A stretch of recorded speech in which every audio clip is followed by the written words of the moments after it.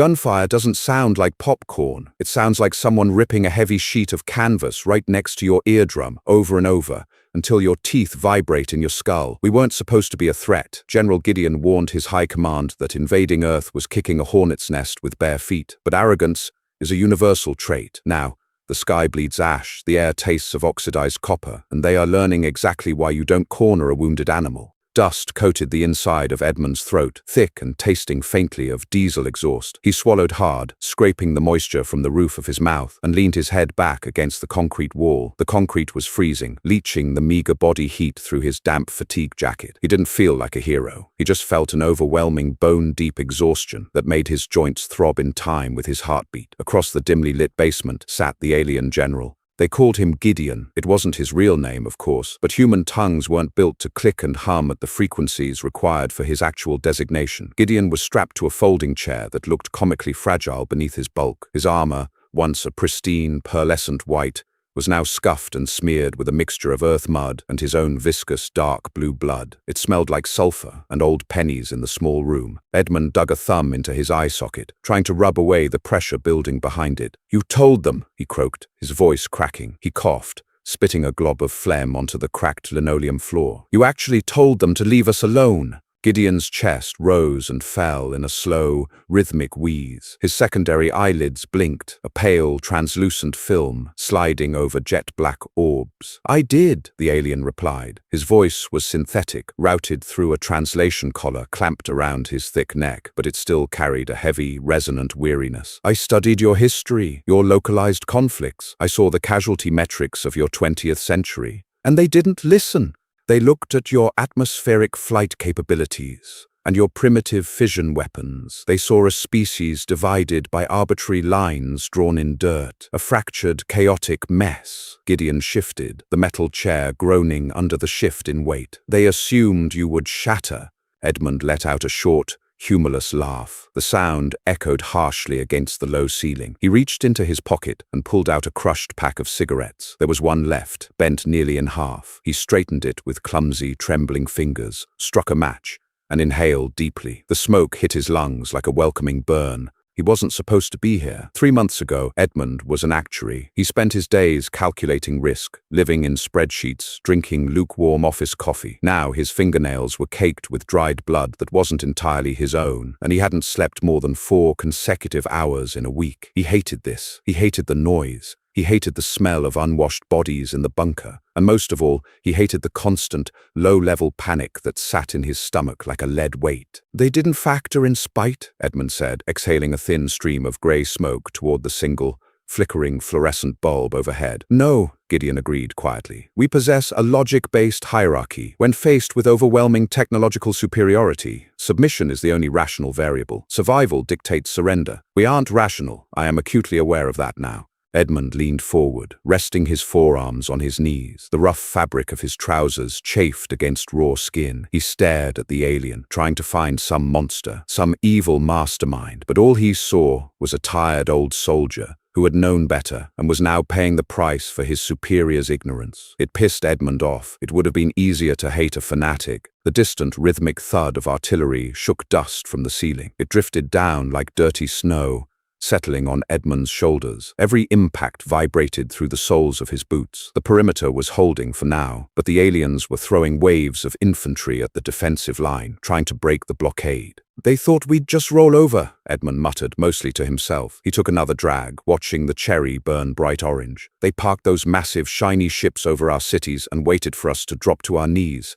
Gideon's black eyes fixed on him. "My warning was explicit. I submitted a formal thesis to the directorate. I titled it The Danger of Fractured Aggression. I explained that humanity's lack of unity was not a weakness, but a symptom of hyper-competitiveness. If you applied that same lethality outward." He paused, a strange clicking noise escaping his mandibles before the translator caught up. "They laughed. They called you hairless apes throwing rocks at the sky."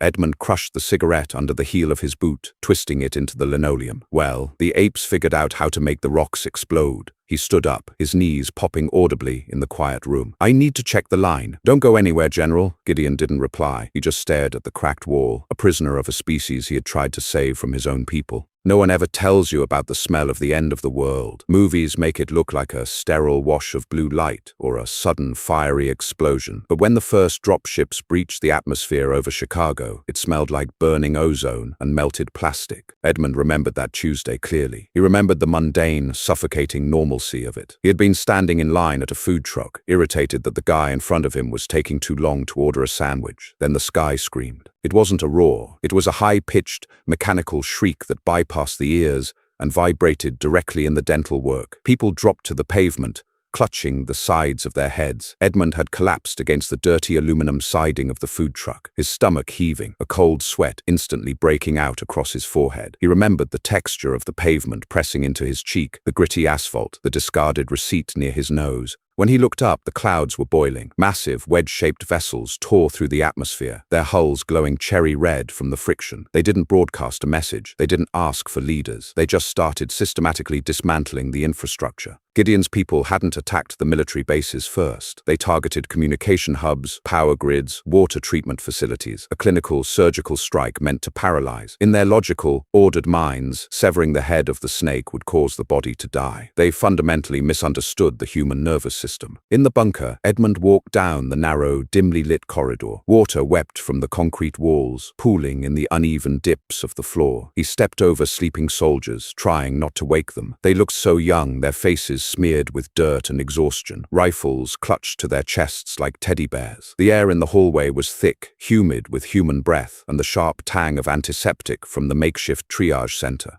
We didn't unite overnight. That was the lie people wanted to tell themselves later. In the first few weeks, it was pure, unadulterated chaos. People didn't lock arms and sing songs of defiance. They panicked. They looted. Neighbors shot neighbors over canned peaches and bottled water. Edmund had locked himself in his apartment, a baseball bat gripped in sweating palms, terrified of every footstep in the hall. It took a month for the reality to set in. The invaders weren't going to stop. They were setting up processing camps. They were rounding people up, herding them into holding pens with cold mechanical efficiency. That was when the panic curdled into something else. Edmund pushed through the heavy steel door leading to the command center. The room hummed with the sound of cooling fans and frantic radio chatter. Maps were strewn across folding tables, covered in hand-drawn red circles and frantic scribbles. Major Cole looked up as Edmund entered. Cole was a career military man, but the last few months had aged him a decade. His uniform was held together by duct tape and stubbornness, and his eyes had the hollow, sunken look of a man running purely on caffeine and adrenaline. "How's our guest?" Cole asked, his voice a gravelly rasp. "Depressed," Edmund said, grabbing a lukewarm mug of coffee from a stained pot in the corner. He took a sip. It tasted like burnt dirt. "He keeps telling me he told them so." Cole snorted, a bitter sound. "Lot of good that does us now. Reports from the Eastern Front are garbage. We've lost contact with the Detroit remnant." Edmund looked at the map. The red lines, the alien advance, were creeping steadily forward. "They're adapting to our guerrilla tactics," Edmund noted, tracing a line with a grease-stained finger. "They're trying to," Cole corrected, "but they still fight like they're reading from a manual. They expect us to hold defensive lines. They don't know how to handle it when a dozen guys in a rusted-out pickup truck pack it full of fertilizer and drive it straight into their walker legs." It was true. The aliens fought a clean war. They utilized plasma suppression, tactical flanking, and overwhelming air superiority. Humanity fought like a cornered rat. It was ugly. It was desperate. We used IEDs, suicide runs, and traps made from sharpened rebar and piano wire. We fought in the sewers, in the ruins of shopping malls, in the muddy ditches of rural highways. Edmund set the mug down, the ceramic clinking against the metal table. "Gideon said they assumed we'd surrender because it was the logical choice." Cole laughed, wiping a hand across his bristly jaw. "Logical? Since when has this species ever done anything logical? We landed on the moon with computers less powerful than a pocket calculator because we wanted to beat the other guys there. We thrive in the mud." Edmund felt a tight knot in his chest. It wasn't pride. It was just a grim acknowledgement of reality. They were going to make the aliens bleed for every inch of dirt, not because they were noble defenders of Earth, but because humanity simply refused to be told what to do. "Get some rest, Edmund," Cole said, turning back to the radio operator. "Tomorrow we push back on Highway 9. It's going to be a bloodbath."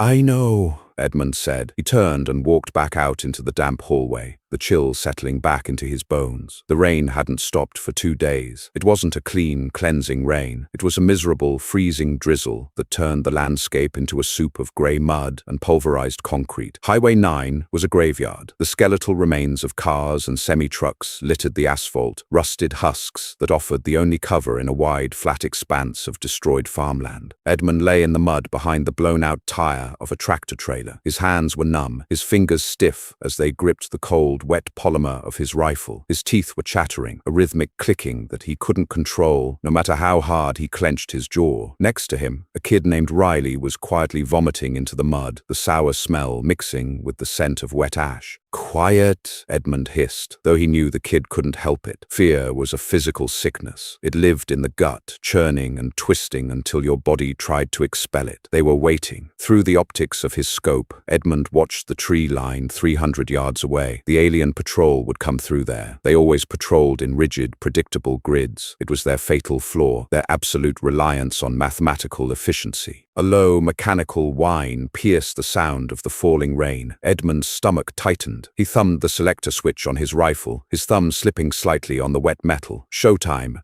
They emerged from the mist like ghosts, tall, slender figures encased in heavy, angular armor that repelled the rain in sleek sheets. Their weapons hummed with a sickly blue light, casting eerie shadows on the ruined pavement. They moved in perfect unison, covering overlapping fields of fire, their robotic support units flanking them on multi-jointed legs. They looked invincible. Edmund's breath caught in his throat. Every instinct screamed at him to stay down, to hide in the mud and let them pass. He was terrified. He wanted to be back in his cubicle, worrying about actuarial tables and premium rates. He didn't want to die in a ditch, but then he remembered the smell of ozone. He remembered the processed lines of people in Chicago. He keyed his radio. The mic was taped to his collar, wet against his neck. "Wait for it," he whispered, his voice trembling slightly. "Let them hit the kill zone." The alien patrol marched forward, their heavy boots splashing rhythmically in the puddles. 100 yards, 50 yards. They stepped over a slight depression in the asphalt, right where the drainage culvert used to be. "Now," Edmund croaked.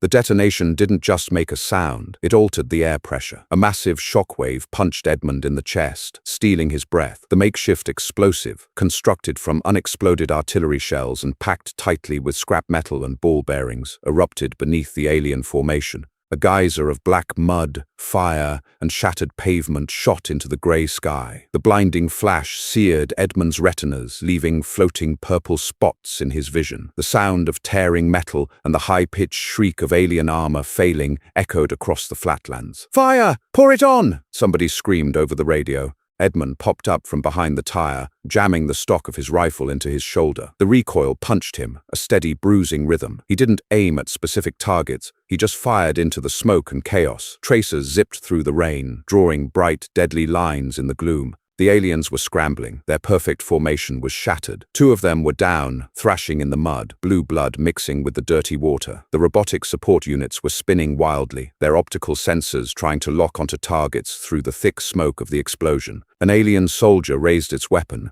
aiming toward Edmund's position. Before it could fire, a heavy-caliber round from a sniper down the line caught it in the chest plate. The kinetic force lifted the alien off its feet, throwing it backward into a rusted sedan with a sickening crunch. It was a slaughter. It wasn't clean. It wasn't tactical. It was 50 terrified, freezing humans ambushing an arrogant patrol with crude explosives and overwhelming panicked firepower. Within 3 minutes, the silence returned, broken only by the steady hiss of the rain and the crackle of a small fire burning in the wreckage of the culvert. Edmund lowered his rifle. His hands were shaking so violently he almost dropped it. He leaned his forehead against the cold, wet rim of the truck tire and squeezed his eyes shut. His chest heaved as he tried to pull oxygen into his lungs. "We got him," Riley whispered, wiping vomit from his chin with a trembling hand. "Holy shit, we actually got him." Edmund didn't feel victorious. He just felt cold. He smelled the burnt hair, the scorched metal, the coppery tang of the alien blood. They crept forward, out of the ditches, boots sinking deep into the sucking mud. They moved like scavengers, picking their way through the debris. Edmund stopped next to one of the fallen aliens. The creature was still alive, its chest rising in shallow, ragged jerks. Its helmet was cracked, revealing a pale, angular face and wide, black eyes staring up at the grey sky. It looked terrified. Edmund stared down at it. He remembered Gideon sitting in the basement, telling him how the directorate had laughed at the hairless apes. Edmund tightened his grip on his rifle, He felt a sudden, irrational surge of pity for the dying creature, mixed with a bitter, burning anger. You should have listened to him, Edmund thought, watching the light fade from the alien's black eyes. You should have just left us alone.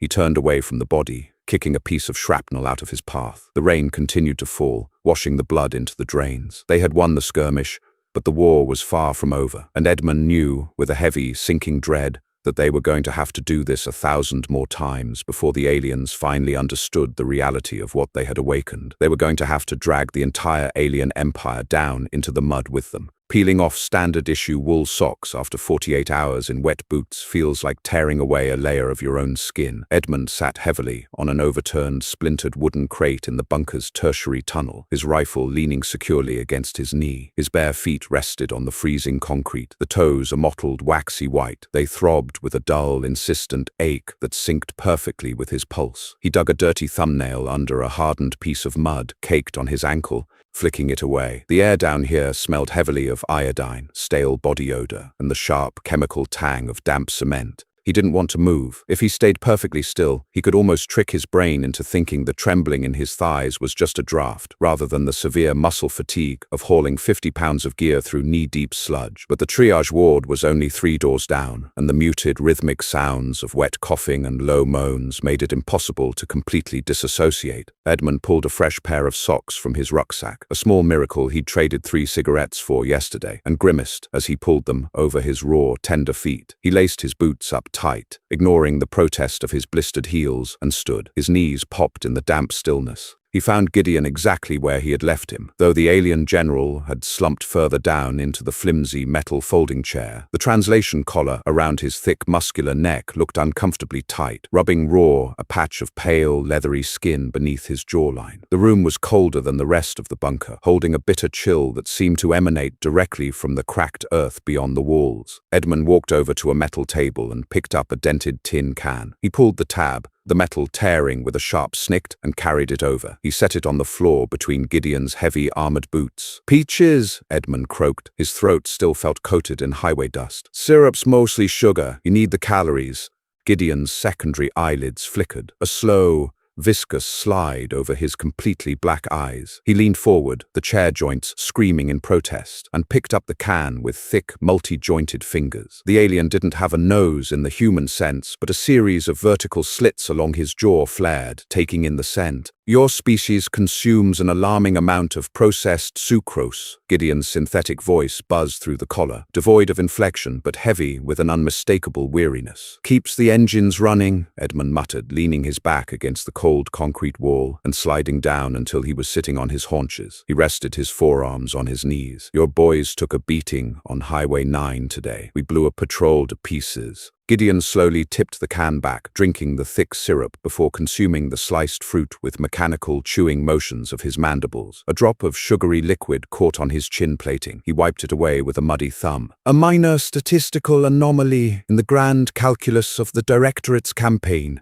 Didn't look statistical to the one bleeding out in the mud," Edmund said softly. He wasn't gloating. There was no joy in what he had seen out there, just the sickening realization of how fragile life was, human or otherwise. He looked terrified. Gideon stopped chewing. He stared down into the empty tin can for a long, heavy moment. "Fear is a biological imperative designed to preserve the organism. Our soldiers are not immune to it. They are simply conditioned to override it with logic. The logic being that the Directorate's tactical projections are infallible." Edmund let out a dry, rasping chuckle. "Well, your Directorate is operating on bad data. I used to be an actuary, General. I analyze risk for a living. I built predictive models for insurance companies. If a hurricane was going to hit the coast, I could tell you exactly how many millions of dollars it would cost down to the decimal point." Gideon tilted his heavy head, the slits on his jaw flaring again. "A profession dedicated to the quantification of chaos." "Exactly," Edmund nodded, pulling his empty cigarette pack from his pocket out of pure habit, frowning at it and stuffing it back. "And the one thing I learned about predictive models is that they are only as good as the assumptions you feed into them. Your bosses assumed we'd fold when the power grids went down. They assumed that because we couldn't agree on borders or religions, we wouldn't agree on how to fight back. A logical deduction," Gideon countered gently, dropping the empty peach can onto the floor. It rolled in a slow circle. A house divided cannot support its own roof. Yeah, but if you set the house on fire, everyone inside is going to grab a bucket, Edmund fired back. Your high command is suffering from the sunk cost fallacy. They've invested too many ships, too many troops, and too much prestige into this invasion. Pulling out now means admitting they were wrong. It means the mighty alien empire got a bloody nose from a bunch of apes throwing explosive rocks. So instead of cutting their losses, they double down. They send more patrols into the meat grinder. Gideon's mandibles clicked rapidly, a sound like a stick being dragged along a picket fence. The translator collar hummed as it worked to interpret the noise. Pride, the machine finally outputted. You are suggesting the Directorate is operating on an emotional variable, not a logical one. I'm suggesting they're a lot more like us than they want to admit, Edmund said, standing up slowly. His muscles screamed in protest. And that's why they're going to lose, because we are much, much better at being spiteful, stubborn bastards than they are. Edmund turned to leave, his boots heavy on the linoleum. Edmund, Gideon's synthetic voice called out, stopping him at the heavy steel door. Edmund looked back over his shoulder. The alien general was staring at the cracked ceiling, the dim fluorescent light casting harsh, angular shadows across his battered white armor. The supply convoys, Gideon said, his voice dropping an octave, losing its metallic edge and sounding frighteningly organic. They run on a rigid logistical timetable, standardized routes. They do not deviate. If your assumption regarding their sunk cost fallacy is correct, they will not change the routes even if you begin attacking them. They will simply allocate more escorts. Edmund felt a cold prickle of adrenaline wash over his exhaustion. Gideon was giving him actionable intelligence. The alien general was actively betraying his own people. Why are you telling me this? Edmund asked, his voice a tight whisper. Gideon finally lowered his gaze to meet Edmund's. The black orbs were unreadable, yet they carried the immense weight of 1,000 terrible decisions. Because the only way to save my species from itself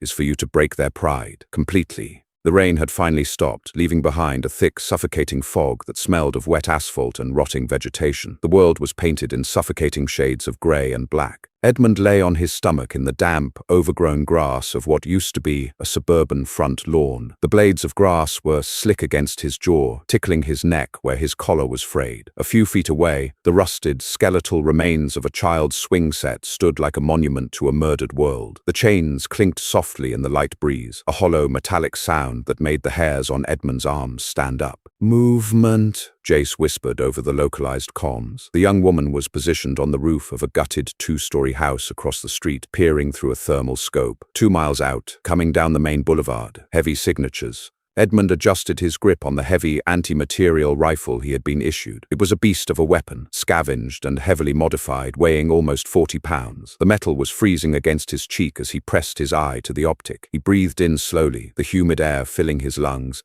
and exhaled, trying to slow his hammering heart. He was an actuary lying in the mud, waiting to shoot at a hovering alien supply truck. The absurdity of it tasted like battery acid in the back of his throat. Copy that, Jace. Major Cole's voice crackled softly in Edmund's earpiece. Hold positions. Let them get deep into the kill box. Riley, is the wire set? Set and primed, sir, Riley answered from somewhere down the street. The kid's voice was shaking. Edmund didn't blame him. They were executing Gideon's intelligence. The aliens ran a heavy anti-grav transport through this ruined suburban corridor every Tuesday night at exactly 0200 hours, ferrying plasma batteries and medical gel to the forward operating bases. It was perfectly, agonizingly predictable. Through his scope, the fog began to glow with a sickly, pale blue light. The low, resonant thrum of anti-gravity repulsors vibrated through the soggy ground, traveling directly up into Edmund's sternum. It felt like standing too close to a massive subwoofer. The convoy emerged from the mist. It wasn't a truck. It was a massive floating wedge of dark, brushed metal, at least 40 feet long, gliding effortlessly 3 feet above the ruined pavement. It pushed discarded cars and debris out of its way with an invisible kinetic shield, the metal scraping and sparking violently against the asphalt. Flanking the transport were 4 mechanical walkers. They were spindly, horrifying things, standing on reversed, jointed legs, their heavy plasma cannons scanning the ruins with jerky, robotic precision. Calculated risk, Edmund told himself, closing his left eye. High probability of severe casualties. Expected value. Severance of their local supply chain. The math didn't make him feel any better. Wait for the lead walker to pass the intersection, Cole ordered. The tension on the radio channel was thick enough to choke on. The transport glided closer. Edmund could smell the ozone now, bleeding off the repulsor engines. It smelled like a lightning strike. The air grew perceptibly warmer, as the massive machine passed within 50 yards of his position. The lead walker stepped past the rusted husk of a minivan at the intersection. "Blow it!" Cole hissed. The night fractured. Riley triggered the detonator. They had strung high-tension elevator cables across the street, buried just beneath the surface of the mud, attached to massive kinetic winches ripped from tow trucks. The cables snapped upward with a violent ear-splitting twang, whipping out of the dirt in a spray of mud and shredded asphalt. The razor-sharp steel wire caught the two lead walkers squarely at their knee joints. The sheer momentum of the heavy machines, combined with the brutal tension of the cables, sheared through their armored legs with a horrific shriek of tearing metal. Both walkers collapsed, pitching forward violently and smashing into the pavement in a tangled mess of sparks and leaking hydraulic fluid. "Engage! Engage!" Edmund pulled the trigger. The anti-materiel rifle bucked like a wild animal, driving the buttstock into his shoulder with enough force to bruise bone. The massive, armor-piercing round crossed the distance in a fraction of a second, slamming into the kinetic shielding of the transport. The shield flared a brilliant, blinding purple, absorbing the impact, but the sheer kinetic transfer pushed the hovering vehicle slightly off balance. Gunfire erupted from the ruined houses on both sides of the street. Tracer rounds, rocket-propelled grenades, and concentrated sniper fire poured into the ambush zone. It was a chaotic, deafening crescendo of violence. The transport's remaining escort walkers swiveled, their targeting lasers cutting red lines through the fog. One of them locked onto the second floor of the house to Edmund's right. "Get down!" Edmund screamed, though nobody could hear him over the din. The walker's cannon fired. A brilliant sphere of superheated blue plasma impacted the side of the house. There was no explosion, just a terrifying, localized flash boil. The brick and wood instantly vaporized, leaving a gaping, glowing crater in the structure. The heat wave washed over Edmund, singeing the hairs on the back of his hands and smelling sickeningly of scorched insulation and burning dust. "My leg! Oh God, my leg!" Riley's voice screamed over the comms, a sound of pure, unadulterated agony that cut through the gunfire. The kid had been too close to the backblast. Edmund's heart hammered against his ribs. He worked the bolt of his rifle, his hands slick with sweat despite the cold. The heavy brass casing ejected, tumbling into the wet grass. He slammed the bolt forward, chambering another round, and swung his optic toward the walker that had just fired. He didn't aim for the heavy armor on the chassis. He aimed for the exposed joint where the leg connected to the main body, right where he had seen the cable shear through the others. He held his breath, squeezed. The rifle roared. The armor-piercing round found its mark, shattering the intricate mechanical gimbal. The walker staggered, its massive weight suddenly unsupported on one side. It pitched sideways, its plasma cannon firing wildly into the dirt before collapsing into the side of a ruined grocery store in a shower of sparks and falling brick. "Push up! Board the transport!" Cole yelled, his voice ragged. Edmund scrambled to his feet, abandoning the heavy sniper rifle. He drew his standard-issue carbine, his boots slipping and sliding in the mud as he sprinted across the ruined lawn. The air was a toxic soup of smoke, ozone, and vaporized concrete. He couldn't breathe properly. Every inhalation felt like inhaling ground glass. They swarmed the floating barge like angry ants pulling down a dying beetle. The transport's engines were whining in a high-pitched, failing register, the repulsors sputtering as the kinetic shield completely collapsed under the sustained barrage of human firepower. Edmund reached the metal ramp at the rear of the transport, just as two alien crew members rushed out, their sleek sidearms raised. They weren't heavy infantry. They wore lighter armor, and they looked panicked. Their movements were jerky, lacking the terrifying precision of the patrol squads. Edmund didn't hesitate. He raised his carbine and pulled the trigger in a 3-round burst. The recoil was familiar, a steady thumping in his hands. The first alien went down, dropping its weapon. The second one turned to run back inside, but a burst of fire from Jace, who had scrambled down from her roof, cut it down. Edmund vaulted over the ramp, stepping over the fallen bodies, his boots slipping on the pooling, viscous blue blood. The interior of the transport was sterile, lit by cold, white strips running along the ceiling. It smelled heavily of antiseptic and ozone, a jarring contrast to the muddy, bloody chaos outside. Row upon row of sealed crates lined the cargo bay. "Secure the perimeter," Cole barked, limping up the ramp behind Edmund, clutching a bloody gash on his forearm. He looked around the cargo bay, his eyes wide, chest heaving. "Mother of God, look at all this!" Edmund stood in the center of the alien ship, the silence of the sterile cargo bay pressing against his ringing ears. He looked down at his trembling hands, smeared with mud and alien blood. They had done it. They had severed the artery. But as he listened to Riley still sobbing over the radio channel, the victory tasted like ash. The bunker felt different when they returned. The oppressive, damp misery was still there, but it was undercut by a frantic, nervous energy. Human hands were dragging sleek, alien alloy crates down the concrete corridors. Medics were tearing open stasis-sealed containers of blue medical gel, applying it to burns and shrapnel wounds with trembling fingers, marveling as torn flesh began to knit together before their eyes. Edmund sat in the command center, a mug of instant coffee growing cold in his hands. He hadn't bothered to wash the mud off his face. The grit was ground into his pores, and his fatigue jacket was stiff with dried sweat and blood. Across the room, Gideon stood hunched over a folding table, his massive frame dominating the cramped space. Surrounding him were Major Cole and 3 communications officers. In the center of the table sat a sleek rectangular console they had ripped from the dashboard of the captured transport. It was a localized command array, a direct link into the aliens' encrypted tactical network. Gideon's thick fingers danced across the holographic interface, the pale blue light reflecting off his battered white armor. The air in the room was thick with anticipation. No one spoke. The only sound was the hum of the cooling fans and the wet, rattling cough of an officer in the corner. "I have bypassed the secondary encryption," Gideon announced. His synthetic voice filled the small room, flat and devoid of the triumph the humans were feeling. "Tapping into localized frontline traffic, translating to your audio frequency."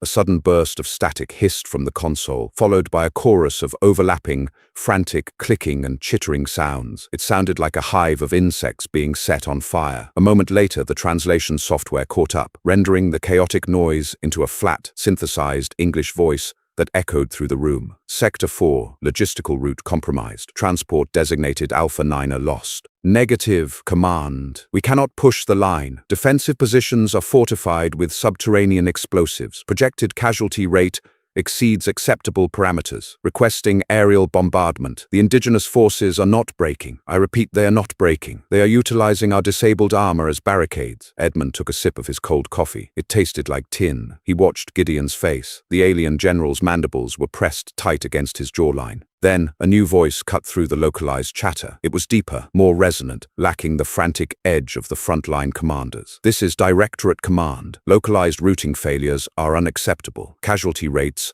are within the acceptable margin of error for a planetary pacification of this scale. You are instructed to hold the line and execute Protocol 7, overwhelming force. Do not yield territory to a pre-FTL species. It sets a dangerous precedent. Acknowledge." A long, heavy silence stretched over the radio waves. Edmund could almost feel the weight of it. Finally, a frontline commander responded, the synthesized translation struggling to capture the hesitation in the aliens' chittering. "Command, Protocol 7 requires complete localized immolation. We have ground troops in the blast radius. Our supply lines are severed. If we hold the line, we will be starved out. Logic dictates a tactical retreat to regroup." Directorate Command. Retreat is not an authorized variable. Execute Protocol 7. Victory is a mathematical certainty. Hold your ground. The connection terminated with a sharp beep. The command center was dead silent. Major Cole stared at the console, a slow, grim smile spreading across his exhausted face. "They're cracking. The boys on the ground want to pull back, but the brass won't let them." "It is worse than that," Gideon said quietly. He placed his hands flat on the table, staring at the holographic projection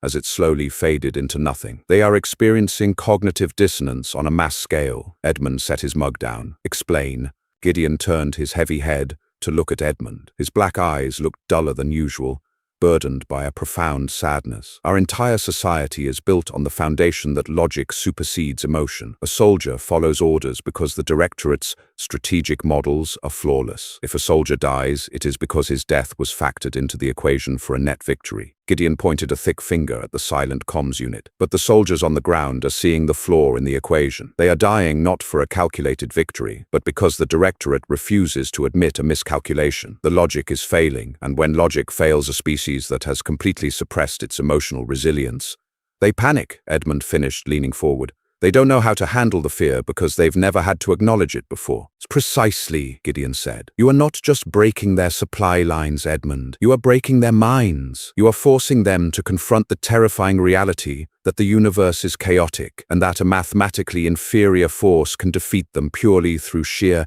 irrational spite. Edmund looked down at his dirty hands. He remembered the dying alien on the highway, the panicked crew on the transport. They weren't unfeeling robots. They were just soldiers trapped in a bad system, fighting a war they were slowly realizing they couldn't win, commanded by leaders who were too proud to stop the bleeding. "It's the sunk cost fallacy on a planetary scale," Edmund murmured, rubbing the deep lines around his eyes. Those generals sitting in their clean, shiny ships in orbit. They'd rather let their own front line starve and burn than admit to the rest of the galaxy that they couldn't conquer Earth.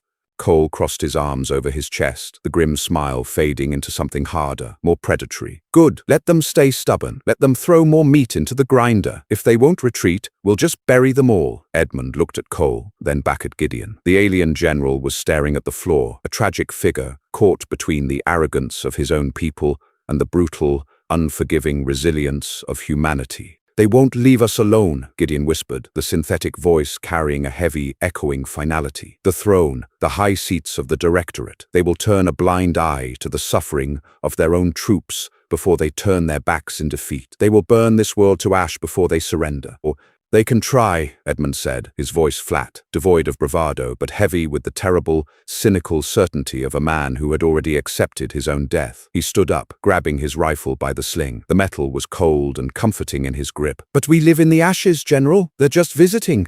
Edmund walked out of the command center, stepping back out into the damp, freezing corridor. The war wasn't ending. It was just shifting gears, grinding down into a brutal, drawn-out war of attrition. But for the first time since the sky tore open, Edmund didn't just feel like he was surviving, he felt dangerous. Frost didn't just cover the ground, it weaponized the mud. Footprints left by heavy boots froze into jagged, concrete-hard peaks that snapped ankles in the dark. Edmund pressed his back against the rusted shell of an overturned city bus, shivering violently as the wind howled through shattered windows. He pulled his collar up over his mouth, trying to trap the meager heat of his own breath. It tasted like unbrushed teeth and stale adrenaline. 3 weeks had passed since they severed the local supply route. 3 weeks of grueling, brutal starvation tactics. "Look at them," Jace whispered, her voice barely a scrape of sound over the wind. She handed Edmund a pair of cracked binoculars. Her knuckles were raw, split open by the cold, leaking sluggish red blood that she didn't bother to wipe away. Edmund took the binoculars, the cold polymer stinging his bare fingers. He adjusted the focal ring, peering through the shattered barricades of the alien forward operating base a half-mile down the valley. They were falling apart. Without their blue medical gel, the aliens' wounds weren't healing. Without their high-density caloric paste, their massive muscular frames were cannibalizing themselves. Edmund watched an alien soldier, stripped of its pristine white chest armor, limping across the frozen compound. Its skin, usually a taut, pale gray, was sagging and mottled. It paused by a discarded ammunition crate, digging through it with frantic, uncoordinated movements. Another alien approached. They didn't speak. The second one shoved the first aside, a violent, jerky motion completely devoid of their usual terrifying, synchronized grace. A scuffle broke out. It wasn't a tactical engagement. It was a sloppy, desperate brawl over an empty plastic ration tube. One struck the other in the throat. The victim collapsed, thrashing in the frozen mud, while the victor sucked desperately at the empty plastic. Edmund lowered the binoculars. His stomach churned. He hadn't eaten anything but half a stale protein bar in 2 days, but the sight made him want to vomit. It was pathetic. It was horrifying. "They're starving," Edmund muttered, rubbing his eyes. The gritty feeling behind his eyelids never went away anymore. "They're breaking protocol." "Good," Jace said flatly. She leaned her head back against the bus chassis, closing her eyes. She looked like a corpse, her skin pale and waxy, dark bags bruised beneath her eyes. "Let them eat each other." Edmund looked at her. Before the invasion, Jace was a pediatric nurse. Now she carried a scavenged plasma pistol and advocated for starvation. That was the real casualty of this war. The aliens hadn't just destroyed cities, they had stripped away the thin veneer of human empathy, replacing it with a cold, hollow instinct to survive. Edmund couldn't bring himself to feel righteous. He just felt tired. He picked up his radio, depressing the frozen button with a stiff thumb. "Command, this is Recon 2. The FOB is degrading. Total breakdown in chain of command. They're turning on each other." Static hissed, followed by Major Cole's voice. It sounded thinner, weaker than before. A chest infection had been ravaging the bunker for a week. "Copy, Recon 2.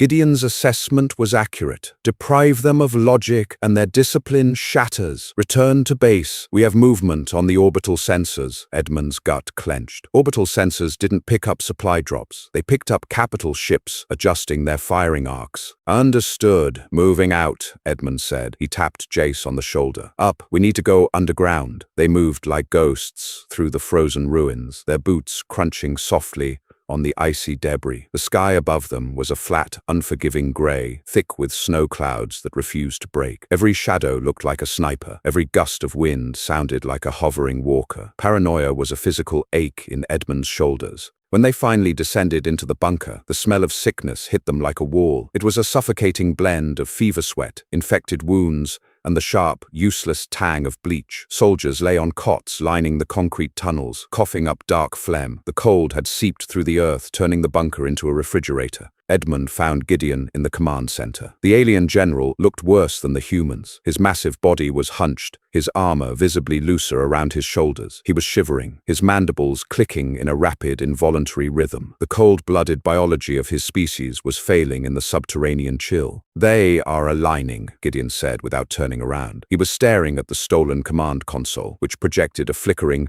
three-dimensional wireframe of the atmosphere. Huge red triangular icons were slowly drifting into position directly above their sector. Cole was leaning heavily on the table, a bloodied rag held to his mouth as he coughed. "Protocol 7, the major rasped, tossing the rag into a trash can. "They're going to glass us. The localized commanders have lost control," Gideon explained, his synthetic voice glitching slightly as the collar struggled to translate his shivering jaw movements. "The Directorate views this sector as a containment breach. The starvation, the breakdown of logic, it is an infection. They are preparing to cauterize the wound." Edmund walked up to the console, staring at the red icons. "Can we shoot them down? We have those old ECBM silos out west, the ones we wired for manual launch." "Irrelevant," Gideon said, pointing a trembling, thick finger at the projection. "The dreadnoughts possess kinetic shielding. Your primitive fission weapons will detonate harmlessly against their hulls. They will burn this hemisphere to bedrock, Edmund. It is the only logical move left to preserve their narrative of invincibility."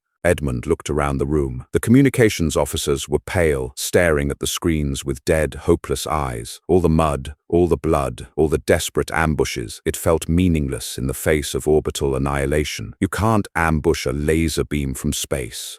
"There has to be a way to drop those shields," Edmund said, his voice rising, cracking with sudden, desperate anger. He slammed his fist onto the metal table, ignoring the sharp pain. "You didn't sit in that chair for 3 months. Just to tell us how we're going to die. You know their networks. You know their systems." Gideon slowly turned his head. His black eyes met Edmund's. "The shielding is controlled by the Dreadnought's central AI. It is an autonomous system designed to prevent biological error." "Can you hack it?" Jace demanded, stepping into the room, her rifle still slung across her chest. "Hack?" Gideon's translator buzzed. "If you mean bypass the security protocols, no. It requires a localized command override from a high commander, someone with a biometric signature authorized by the Directorate." Silence hung in the freezing room. Edmund stared at Gideon. He looked at the alien's battered white armor, the insignia etched into the breastplate that denoted a rank high enough to command an entire planetary invasion force before he tried to stop it. "You," Edmund breathed, "you have the signature." Gideon looked down at his own hands. "I do. But this console is a localized transport hub. It cannot transmit a signal powerful enough to breach the Dreadnought's firewall." "What if we plug it into something bigger?" Cole asked, wiping sweat from his pale forehead despite the freezing temperature. "The old broadcast tower on Miller's Hill. It's a hardened military communications relay. We rewired it to push our encrypted radio signals. It has a massive power draw.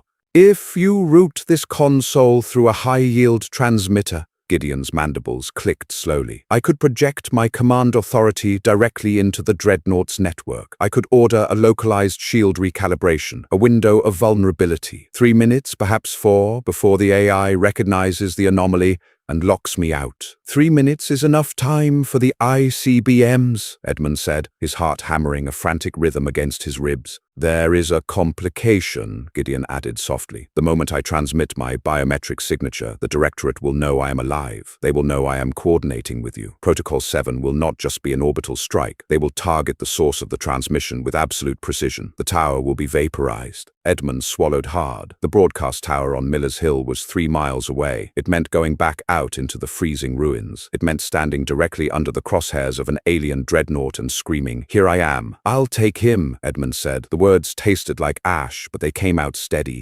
Cole looked at him, his eyes heavy with an unspoken apology. "Take Jace. Take Riley if he can walk. Take whatever you need. I'll coordinate the missile silos from here. You get that shield down, Edmund." The drive to Miller's Hill was a nightmare of grinding gears and sliding tires. They took a stripped-down Humvee, the doors removed to save weight, the freezing wind ripping through the cabin like a physical assault. Edmund drove, his hands clamped on the steering wheel so hard his knuckles were white. Gideon sat in the back, his massive bulk taking up the entire bench seat, clutching the stolen console to his chest like a child holding a fragile toy. Jace rode shotgun, her eyes constantly scanning the grey sky. 10 minutes to 0 hour, Jace yelled over the roar of the engine and the wind. Edmund didn't answer. He just floored the accelerator, the tires spinning and catching on the icy asphalt. They bypassed the ruined suburbs, weaving through a graveyard of rusted cars and collapsed overpasses. The air began to change. It wasn't a sound at first. It was a pressure drop. Edmund felt his eardrums bulge outward painfully. The hairs on his arms stood straight up beneath his jacket. The static on the radio suddenly ceased, replaced by a deep, terrifying hum that vibrated in the fillings of his teeth. "They're charging the main batteries," Gideon stated from the back seat. His synthetic voice was eerily calm. "Hold on," Edmund yelled,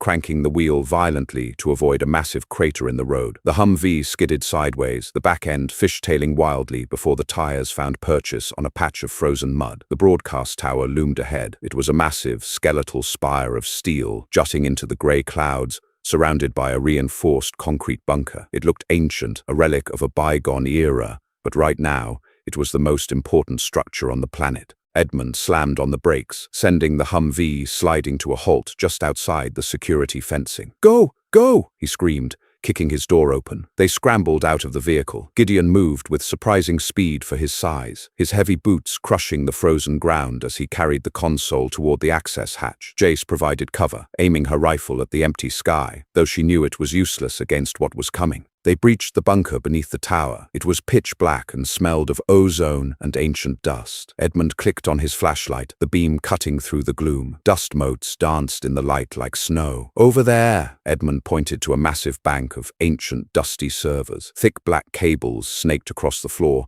leading to a central transmission array. Gideon knelt beside the array, setting the alien console down. He pulled a bundle of fiber-optic cables from his armor webbing, scavenged from the transport ship, and began frantically splicing them into the human transmission hardware. His thick fingers moved with desperate precision, stripping wires and making connections. 2 minutes, Jace said, her voice shaking. She was staring at the ceiling, as if she could see the dreadnoughts through the concrete. Suddenly, the hum in the air grew deafening. It wasn't just a sound anymore. It was a physical weight pressing down on them. Dust cascaded from the ceiling in thick sheets. The concrete beneath their feet began to tremble. "They are firing preliminary atmospheric sweeps," Gideon yelled over the noise. "Clearing the airspace for the main strike." Outside, the world turned white. Edmund caught a glimpse of it through the cracked blast door. The grey sky simply vanished, replaced by a blinding, searing column of pure light that struck the ruins of the city 2 miles away. There was no explosion. There was only a terrifying, absolute silence as the air itself flash-boiled. Then the shockwave hit. The ground bucked like a wounded animal. The concrete walls of the bunker screamed, spiderwebs of cracks racing across the ceiling. Edmund was thrown off his feet, slamming hard into a rusted metal beam. The breath was driven from his lungs in a sharp gasp. The lights in the bunker flickered and died, leaving only the pale blue glow of the alien console. "Edmund!" Jace screamed in the darkness. Edmund groaned, rolling onto his side. His ribs felt like broken glass. He tasted blood in his mouth. I'm okay. "Gideon, the array. Connection established," the alien's voice echoed in the dark. The blue light from the console illuminated Gideon's face. He was bleeding from a wound above his eye, the dark blue fluid running down his pale cheek. He placed his massive hand flat on the holographic interface. The console flared a brilliant, blinding azure. "Transmitting command override," Gideon said, his mandibles rigid. "Biometric signature accepted. Routing to orbital network." The air in the bunker grew suffocatingly hot. The preliminary strikes were walking closer, vaporizing everything in their path. The smell of scorched earth and burnt ozone was overpowering. "Shields are dropping," Gideon announced, his voice devoid of triumph. "They are completely exposed. The AI is attempting a quarantine protocol. We have 3 minutes. Edmund grabbed his radio, pressing the transmit button. "Cole, do it. Fire the birds! Static, only static. Cole! Edmund screamed into the mic, panic rising in his throat like bile. Fire the damn missiles! More static. Then, barely audible through the interference, a ragged, coughing voice. Missiles are away, Edmund. See you on the other side. The broadcast tower didn't collapse. It simply vanished. 1 nanosecond, it was a skeletal spire of corroded steel cutting into the grey clouds. The next, it was nothing but a shimmering, searing pocket of superheated plasma. The dreadnought's primary battery had fired with the cold, surgical precision of an executioner. The heat wave hit the ravine a second later, a wall of kinetic force that picked Edmund up and tossed him like a ragdoll against the muddy embankment. The world went silent. A deafening, ringing void replaced the howling wind. Edmund clawed at the dirt, his fingernails digging into the freezing, wet sludge. He couldn't hear, but he could feel the earth trembling beneath his chest. He coughed, and the taste of sulfur and scorched ozone filled his lungs. For a long, terrifying moment, he thought his neck was broken. He couldn't feel his legs. Panic clawed at his throat, a sharp metallic terror that made his vision blur. He thrashed, his elbow slamming into a rock, the sharp pain radiating through his shoulder and grounding him back in his own body. Alive. I'm still alive. He forced his eyes open. The world was a spinning, nauseating blur of mud and dead brush. He pushed himself up, his muscles screaming in protest. A few feet away, Jace was already struggling to her knees, her face a mask of dark, caked dirt. Her eyes were wide, vacant and terrified. She was staring up at the sky. Edmund followed her gaze. The clouds were gone, torn apart by the sheer magnitude of the strike. Above, the sky was a bruised, angry purple, and it was burning. High in the stratosphere, a new sun had erupted, a chaotic, violent sphere of orange and white. The human missiles had found their mark. Without the kinetic shields to deflect them, the dreadnought had taken the full, raw fury of a half-dozen nuclear warheads directly into its soft, exposed hull. The massive, wedge-shaped vessel wasn't just burning, it was disintegrating. Huge chunks of hull plating, some the size of city blocks, were tumbling out of orbit, glowing like dying meteors as they tore through the atmosphere, trailing plumes of black, toxic smoke across the purple sky. They had killed a god. Edmund lay back, his breath hitching in his chest. His hands were raw, bleeding and trembling, but he didn't try to hide them. He watched the debris field spread across the horizon, listening to the distant, rhythmic thunder of the ship tearing itself apart against the planet. Gideon was gone. The alien general had stood his ground, maintaining that link, holding the shield down with his own biometric signature. He had died in the heart of the flash. The war wasn't over, not by a long shot. The Directorate would be furious. They would send more ships, more legions, and more cold, calculated destruction. The world was already a graveyard, and the coming years would be a meat grinder of blood, hunger, and endless freezing misery. But as Edmund watched the dreadnought's main bridge tumble through the clouds, spinning wildly before detonating against the distant mountain range, the fear in his gut curdled into something else, something harder, something sharper. The Galactic Throne had looked down at Earth and seen only an equation to be balanced. They had ignored the messy, irrational variables of the human heart, our stubbornness, our spite, our absolute violent refusal to stay down when we were pushed. They had treated the invasion like a math problem, and they had failed to calculate for the fact that a rat, when cornered long enough, will eventually chew its way through the handler's hand. Edmund pushed himself up to his knees. The movement was agonizing, his ribs felt like shattered glass, and his head throbbed with the steady, pulsing rhythm of a concussion. He reached out and gripped the cold, familiar polymer of his rifle. He used it as a crutch, dragging himself upright against the heavy gravity of an exhausted, dying world. He looked at Jace. She was looking back at him, her expression a mirror of his own, cynical, hollow, and utterly, dangerously resolved. There was no cheering, there was no relief. There was only the bitter, metallic smell of the scorched earth and the realization that tomorrow they would have to wake up and do it all over again. The invaders were bleeding now. They were realizing that their logic was a frail thing when pitted against human hate. We had dragged them down from their clean, sterile heavens and forced them into the mud. And in the mud, we were the ones who knew how to thrive. Edmund racked the bolt of his rifle. The clack was loud, sharp, and final in the heavy, smoke-filled air. He looked up at the burning sky one last time, his mouth curling into a jagged, broken smile. Let them come. We aren't going anywhere. If you enjoyed this gritty, HFY Sci-Fi story, hit that like button to help the channel grow. It takes hours to write and produce these tales, and your support means the world to us. Share this with a fellow sci-fi fan who loves seeing humanity fight back against impossible odds. Don't forget to subscribe and ring the bell so you never miss an upload. Drop a comment below. What would you do if the sky fell tomorrow? Stay safe, stay stubborn, and I'll see you in the next one.